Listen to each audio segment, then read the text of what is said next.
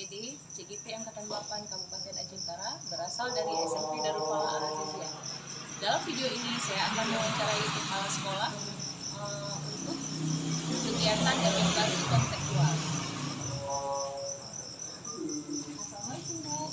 Waalaikumsalam. Apa kabar Bu Agus? Alhamdulillah baik. Dalam wawancara ini saya ada yang ingin saya tanyakan beberapa hal kepada Bu Agus. Baik. Selama ini bagaimana Bu Agus yang bisa dapat mengidentifikasi kasus-kasus yang merupakan dilema etika dan rujukan moral? Jadi untuk membedakan mana kasus dilema etika dan biasanya kita pelajari dulu ya di kasus. Hanya ada dua alternatif keputusan yang sama-sama benar, berarti kita kategorikan kasus itu adalah dilema etika. Nah, jika kasus itu nanti pilihannya kepada benar atau salah, maka itu termasuk kasus rujukan moral. Baik Bu Agus, selama ini bagaimana Bu Agus menjalankan pengambilan keputusan di sekolah Bu Agus, terutama untuk kasus-kasus di mana ada dua kepentingan yang sama-sama benar atau sama-sama mengandung dua kepentingan? Biasanya untuk kasus dilema etika itu yang perlu kita perhatikan adalah prinsipnya bahwa pengambilan keputusan untuk kasus ini yang pertama kemudian dilakukan nilai-nilai kebaikan itu dan kita Baiklah, pertanyaan ketiga Bu Agus. Langkah-langkah atau prosedur seperti apa yang biasa dilakukan?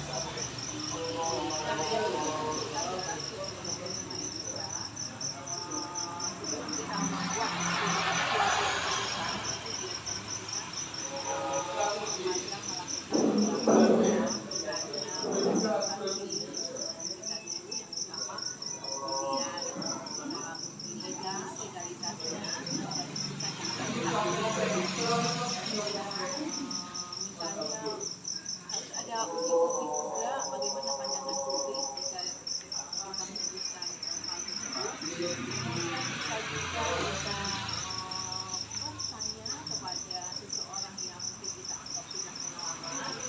Kemudian kita juga harus meninjau siapa saja yang terlibat pada pengambilan keputusannya. Kemudian bisa juga kita memperhatikan lain yang relevan. Misalnya ada solusi lain selain keputusan yang bisa kita ambil juga boleh. Oh begitu ya Bu. Udah itu kalau apa saja yang selama ini merupakan tantangan dalam pengambilan keputusan pada kasus-kasus ini? Biasanya pada kasus dilema etika kadang-kadang kita sudah mengambil keputusan dengan memperhatikan yang keputusannya walaupun sama-sama benar kita ambil yang paling tepat, tapi jika kasus ini terulang kembali merupakan suatu problem juga bagi kita, berarti kita harus meninjau kembali keputusan yang selama ini sudah kita ambil. Dilema juga ya Bu Agus ya? Ya, dilema itu ya harus berdasarkan pengalaman. Baiklah Bu Agus, ketika Bu Agus menyelesaikan permasalahan itu, apakah ada penjadwal atau ada tata kala, misalnya waktu menyelesaikannya atau memiliki jadwalnya, bentuk dan prosedur seperti apa yang Bu Agus jalankan? Nah, biasanya kalau selama ini yang sudah saya lakukan di sekolah, untuk kasus-kasus yang sederhana dan memerlukan keputusan yang cepat, itu segera kita setelah kita analisis permasalahannya langsung kita putuskan, atau sebentar saja dalam bermusyawarah dan rekan kerja langsung kita putuskan. Tapi untuk kasus-kasus yang berat, yang memerlukan banyak pihak yang terlibat, seperti ada orang tua atau wali kelas atau keluarga sekolah, biasanya kita membuat jadwal untuk musyawarah atau diskusi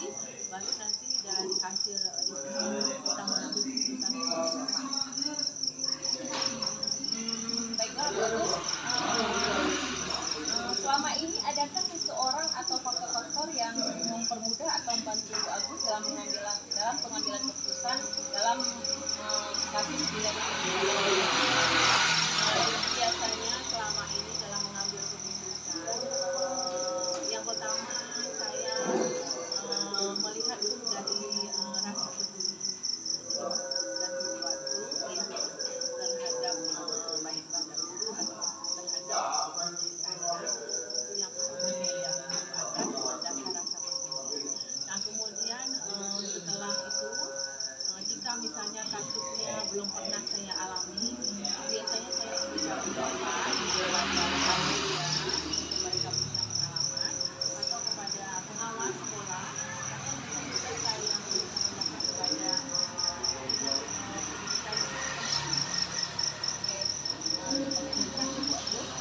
Dari semua hal yang telah Bu Agus sampaikan, pembelajaran apa yang bisa Bu Agus petik dari pengalaman Bu Agus dalam mengambil keputusan di lemah etika? Kalau menurut saya pengalaman yang paling penting dalam mengambil keputusan pada kasus ini adalah bahwa keputusan yang kita ambil benar-benar harus membawa dampak positif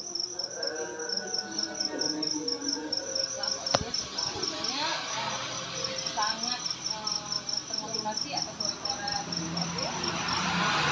Terima kasih Bu Agus. sama-sama. Silakan melanjutkan.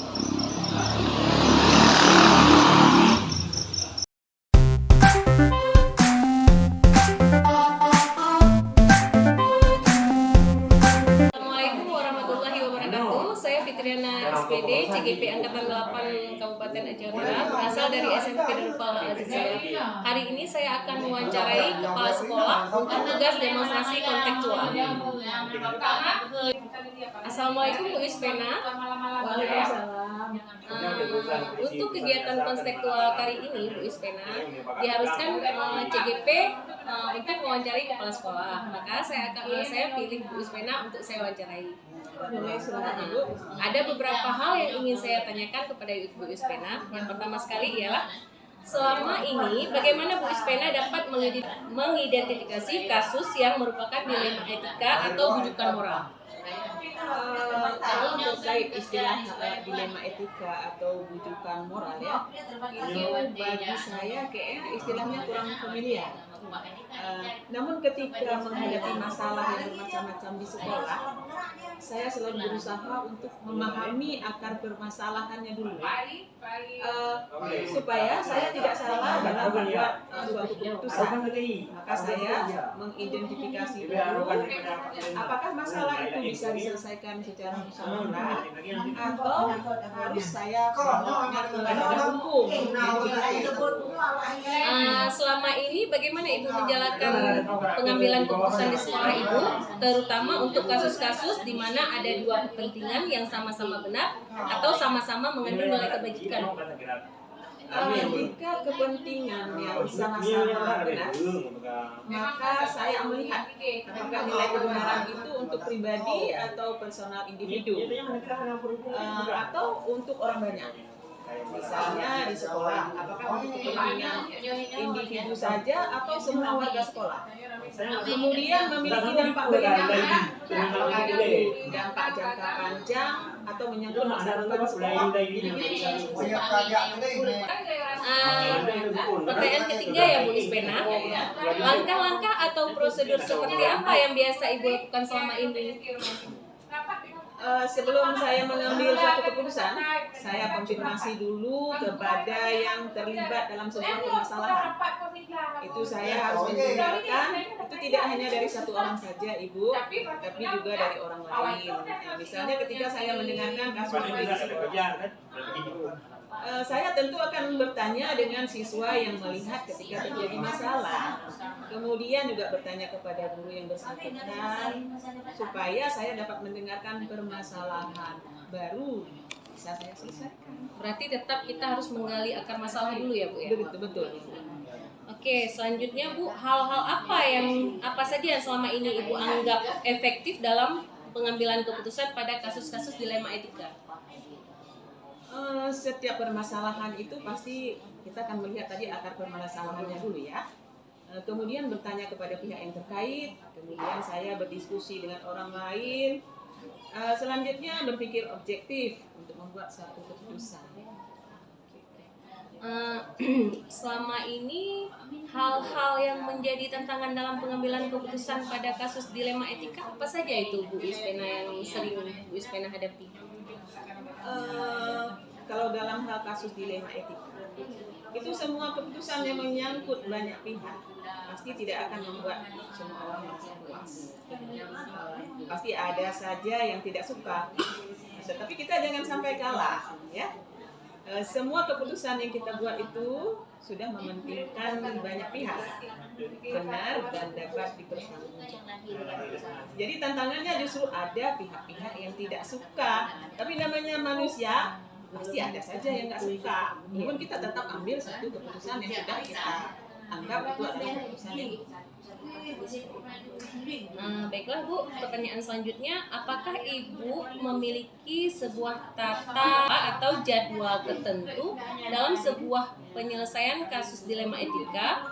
Apakah Ibu langsung menyelesaikan di tempat atau memiliki jadwal untuk menyelesaikannya berupa bentuk atau prosedur seperti apa yang Ibu jalankan? kalau dalam hal menyelesaikan suatu masalah itu, bagi saya itu nggak ada jadwal khusus itu. Kalau masalahnya kecil dan harus saat itu diputuskan, maka saya buat keputusan pada saat itu juga. Tapi kalau masalahnya berat, itu yang melibatkan banyak pihak, itu tentu bisa kita selesaikan hari ini atau besok. Tapi yang penting, saya tidak mau membuat masalah itu berlarut-larut. Gitu sekali. Selama ini Bu Ispena, adakah seseorang atau faktor-faktor yang mempermudah atau membantu Ibu dalam pengambilan keputusan dalam kasus-kasus dilema etika? Ada. Biasanya saya berdiskusi dengan pengawas sekolah, ya, jika itu menyangkut dengan kepentingan kedinasan atau bahkan bisa jadi ke pihak lain yang didinas. Namun jika menyangkut dengan warga masyarakat, itu saya koordinasi dengan komite sekolah. Kemudian namun jika itu hanya internal sekolah, itu kita berdiskusi dengan teman-teman guru. Jika melibatkan murid juga kita akan gitu saja.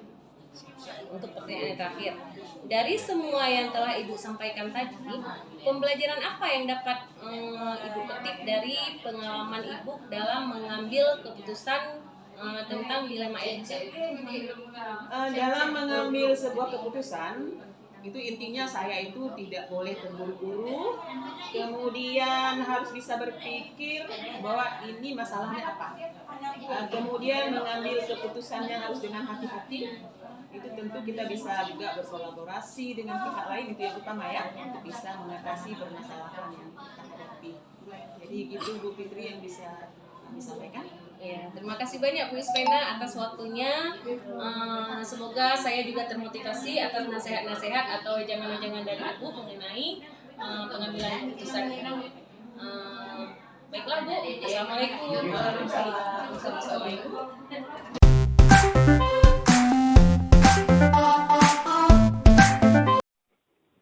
Assalamualaikum Bu Khairul. Waalaikumsalam Bu Fitri. Apa kabar Bu Khairul siang ini? Alhamdulillah baik. Iya nih Bu Khairul, saya punya tugas di CGP untuk mewawancarai kepala sekolah dalam rangka pengambilan keputusan yang tepat. Bersediakah Bu Khairul saya wawancarai? Boleh Bu Fitri. Oke, baiklah. Langsung ke pertanyaannya ya Bu. Boleh, silakan Ibu. Selama ini bagaimana Bu Khairul dapat mengidentifikasi kasus yang merupakan dilema etika atau bujukan moral, Bu? Jadi memang kita dalam mengambil suatu keputusan, apalagi kasus-kasus yang berbau dilema etika ataupun bujukan moral, ini harus pintar-pintar melihat ya Bu ya. Jadi memang di antaranya kalau dilema etika itu kan kita melihat kasusnya ini kadang-kadang di situ sama-sama benar. Benar versus benar. Tetapi kalau misalnya bujukan moral itu kan benar dan salah, artinya iya, betul. Artinya di situ ada sesuatu yang harus dilakukan tapi sebenarnya salah gitu kan. Nah, jadi itu mungkin kebenaran versus inilah yang salah gitu, yang seharusnya tidak kita lakukan. Jadi mungkin untuk membedakannya memang kadang-kadang kita sulit karena mungkin ada di situ peran yang namanya kepentingan. Tapi kalau dia sudah benar dan benar berarti itu dilema etika. Tapi kalau dia benar salah di situ ada yang menyangkut masalah tentang hukum atau segala macam, tidak boleh, itu berarti itu rujukan moral gitu kasusnya. Iya Bu. Untuk pertanyaan yang kedua Bu, selama ini bagaimana Bu Khairul menjalankan pengambilan keputusan di sekolah Ibu, terutama untuk kasus-kasus di mana ada dua kepentingan yang sama-sama benar atau sama-sama mengandung nilai kebajikan?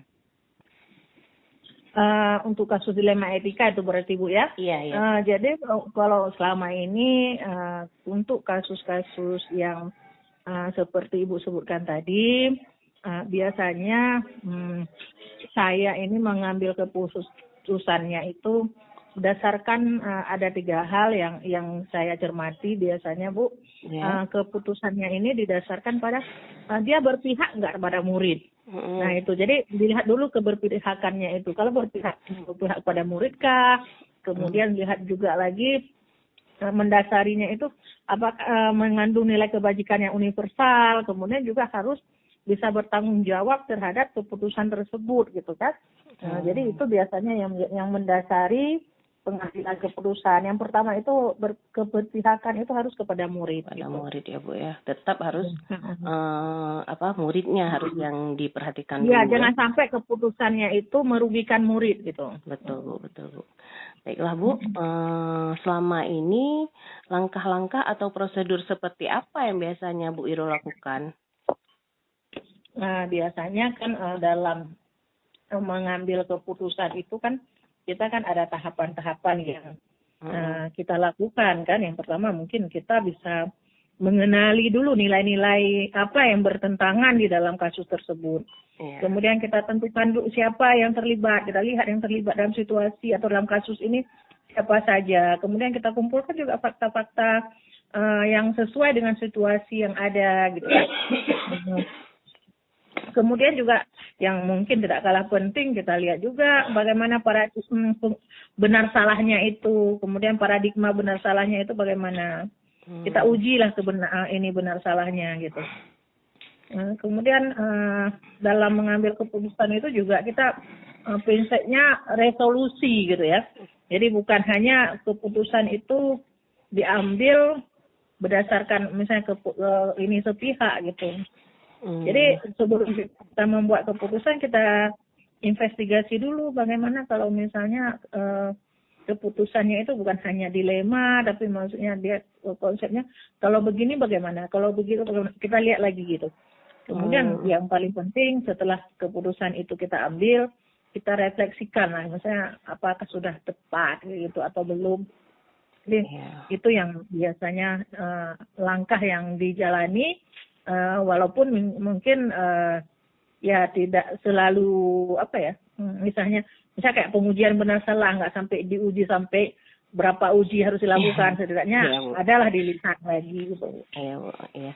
Baiklah Bu, untuk pertanyaan selanjutnya, hal-hal apa saja yang selama ini Bu Irul anggap efektif dalam pengambilan keputusan pada kasus-kasus dilema etika? Yang efektif ya. Jadi yang efektif itu biasanya kalau terjadi suatu permasalahan, apalagi kasus dilema etika itu kan memang kita harus berpikir dari segala perspektif karena ini kan sama-sama benar gitu kan Bu. Sama-sama benar sehingga yang harus memang betul-betul dilihat seandainya keputusannya A ini yang dijalankan, bagaimana dengan yang B ini? Memang betul-betul harus diperhitungkan karena jangan sampai misalnya keputusan yang kita ambil itu padahal sama-sama benar, tapi jadinya itu jadi bumerang lah bagi kita sendiri gitu. Iya betul. Jadi biasanya saya kalau sudah memang masalah ini berat itu ya kita kan ada tim Kita terima juga pendapat-pendapat dari kawan-kawan, walaupun nanti yang mengambil keputusan akhir itu kan di saya selama ini yang selaku kepala sekolah. Tapi pendapat dari rekan-rekan yang lainnya itu menjadi masukan bagi saya. Biasanya seperti itu. Ya, Bu. Baiklah, Bu. Pertanyaan selanjutnya, hal-hal apa saja yang selama ini merupakan tantangan dalam pengambilan keputusan pada kasus dilema etika? Waduh, kalau tantangannya itu sangat besar karena kan kita ini benar-benar ya istilahnya, kasusnya itu benar versus benar. Jadi sehingga tantangannya itu bagaimana mengambil keputusan yang tepat yang pihak manapun itu bisa menerima, itu tantangannya. Sehingga kadang untuk kasus dilema etika ini tidak bisa diselesaikan maksudnya dalam serta-merta, itu kadang harus dipikirkan lagi baik buruknya. Beda dengan mungkin dengan Bujukan yang moral, benar ya? salah gitu. Itu ketika memang salah kita bisa langsung enggak gitu. Tapi kalau dilema etika ini memang harus betul-betul kita pikirkan, itulah tantangannya. Iya, Bu, benar-benar dilema etika ya. Iya. Iya ya, Bu. Untuk pertanyaan selanjutnya, Bu, apakah Bu Irul memiliki sebuah tata lola atau jadwal tertentu dalam sebuah penyelesaian kasus dilema etika? Apakah Bu Irul langsung menyelesaikan di tempat atau memiliki sebuah jadwal untuk menyelesaikannya? Berupa bentuknya atau prosedur seperti apa yang Bu Irul jalankan? Jadi untuk saat ini saya belum ada, maksudnya jadwal ini menyelesaikan masalah ini tidak ada. Tapi biasanya tergantung urgensinya. Kalau misalnya masalahnya itu masalah yang harus diselesaikan saat itu juga gitu kan. Jadi itu ya kita berusaha untuk menyelesaikan secepatnya. Kalau masalahnya itu masih bisa masih tidak terlalu ini, berarti kita pikirkan dengan secara ini, kita pikirkan lagi, kita ke ini lagi, tapi tergantung. Jadi nggak ada istilahnya, nanti ini dipikirkan bulan depan, nih ada jadwalnya baru dipikirkan, nggak. Disesuaikan dengan kasusnya, Bu, ya? Ya, kebutuhan dari kasus tersebut. Ya, Bu. Baiklah, Bu. Pertanyaan selanjutnya, adakah seseorang atau faktor-faktor yang selama ini mempermudah atau membantu Bu Irul dalam pengambilan keputusan dalam kasus-kasus dilema etika? Ada, itu tentu ada, yaitu tim kita atau kawan sejawat. Jadi ketika ada masalah biasanya kan kita kan punya tim itu bisa jadi dari dewan guru, kemudian wakil, kemudian juga bisa jadi komite kita libatkan, bahkan mungkin kawan-kawan dalam organisasi gitu kan, organisasi kayak misalnya kepala sekolah ataupun pihak yayasan. Jadi tergantung masalahnya apa. Kemudian yang paling sering itu adalah tim di sekolah yang saya libatkan. Jadi ketika ada masalah dilema etika dan masalah itu ini biasanya kita duduk rembuk, gitu, musyawarah untuk mengambil suatu keputusan yang bermanfaat bagi semuanya, khususnya ya bagi murid. Jangan sampai keputusan yang kita ambil itu tidak berpihak kepada murid atau merugikan murid kita. Ya, Bu. Baiklah, Bu, untuk pertanyaan yang terakhir, dari semua yang udah Ibu Irul sampaikan, pembelajaran apa yang bisa Ibu Irul petik dari pengalaman Ibu Irul selama ini dalam mengambil keputusan dilema etika? Untuk kasus-kasus, jadi yang bisa saya ambil sebagai pembelajaran adalah untuk kasus-kasus dilema etika ini kita memang dituntut untuk betul-betul berpikir secara kepala dingin, kemudian secara logis, dan tidak memihak kepada pihak manapun, harus netral misalnya. Kemudian kita jalankanlah langkah-langkah pengambilan keputusan itu yang 9 langkah itu, sehingga nanti ketika keputusan itu kita ambil kemudian kita jalankan, itu tidak ada pihak yang dirugikan. Kemudian yang paling penting kalau menurut saya, setiap keputusan yang kita ambil kita refleksikan, sehingga kalau kejadian itu terjadi lagi kita tidak lagi perlu misalnya terlalu pusing. Ada pengalaman lah Iya. kita tentang hal itu. Ya Gitu, Bu, Bu. terima kasih Bu. Itu tadi pertanyaan terakhir. Terima kasih untuk waktunya Bu Khairul. Sudah Sama-sama. bersedia saya wawancarai. Baiklah Bu, saya akhiri. Assalamualaikum Bu. Waalaikumsalam. Semoga sukses ya Bu. Iya Bu, terima kasih.